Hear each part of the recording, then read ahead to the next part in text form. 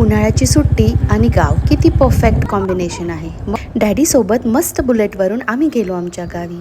तिकडे कायरा आणि क्रिशिवने खूप मजा केली. आम्ही शेतात गेलो.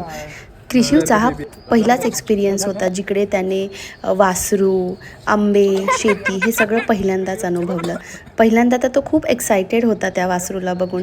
थोडा घाबरत पण होता, पण नंतर जशीच त्याची फ्रेंडशिप झाली मस्त खेळू लागला. मग कायराने आणि आम्ही दगडाने आंबे तोडण्याचा आनंद घेतला.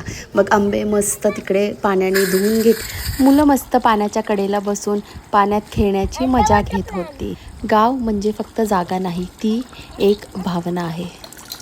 शहराच्या गडबडीत हरवलेलं बालपण आज पुन्हा मातीच्या सुगंधात सापडलं. शेतीत धावणारी पावलं, झाडांशी गप्पा आणि निसर्गाकडून मिळणारे खरे धडे. भाजी तोडताना त्यांनी नेहमीच किंमत शिकली.